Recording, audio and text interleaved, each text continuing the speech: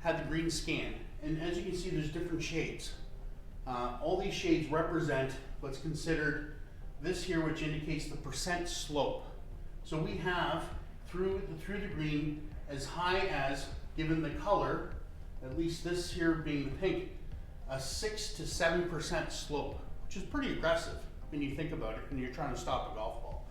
So, and this is number 6 green, and everyone knows you can't put a pin in here. Maybe early in the spring when the greens are nice and slow, but there's only so many places that we can put a pin. So given these in the back and these here in the front.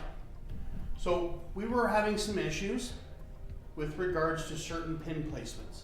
And with 6, in order to obtain extra pin placements, see these little red dots? These were extra pins that we tried to gain because we expanded the green and reduced the minimum paces.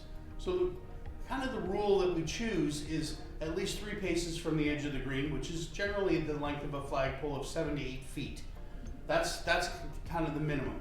But we reduced that to 2 paces so that we could gain extra spots here.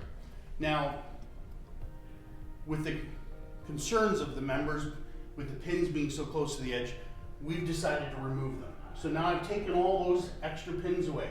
So now I'm left with, here I got 3, 6, 7, 8 pins. And over here, I might have 20. And up here, I have more.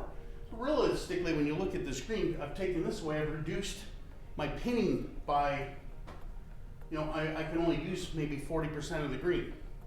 Now, we also want to remove the slope because the next issue we're hearing is that the pin is on an aggressive slope. The ball won't stop. Well, we all want fast greens, but a green like this, you're going to deal with a lot of issues. So in order to minimize those unfair pins that many call it, we now have to change the slope. So we currently use a minimum 4% slope. So when it generates a pin sheet, it's letting me know that anything 4% or less of a slope is acceptable.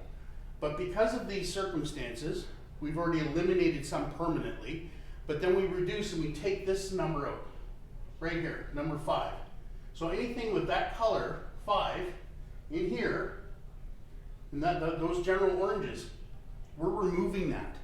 So now we won't see a pin on those steeper areas. We're going to go with a 3.5 to 3, so 4 or less. Any of these colors are acceptable. So now if we go back, Reed, if you can help me, click on that. Okay, we're going to go to hole 6, click on hole 6.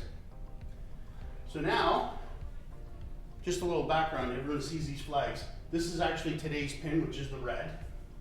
And it keeps the history. And right now the history said it's 7 days. So I got 7 days history. It's 3, 6, 7 plus today's pin. But anyways, in this scenario, we've removed the 4%. So we're at 3.5 to 3 now. So all these gray ones hit that criteria of more than 3.5. So being gray, it will not put a pin in any of those. So now I've reduced to 1, 2, 3, 4, 5, 6, 7, 8, 9, 10, 11, 12. Actually, and that doesn't even count because these were previous when we reduced the collar. And then over here I have 1, 2, 3, 4, 5, 6, 7, 8 pins. So I got virtually 15, 20 pins at best, and then lots in the back. So that's what we're doing, and we're going to do that throughout the entire golf course so that all greens are set at 3.5 or less. So this is going to reduce some of it. You're going to find fairer pin placements, not as challenging as we've had, and by eliminating managing the width around the green, which is a flagpole, you're not going to get those super tucked pins. They're going to be out in the open a little bit more. And that's basically what we're doing to manage and fix what today's concerns are about what ezLocate does. And I think everyone's going to enjoy themselves more. Thank you.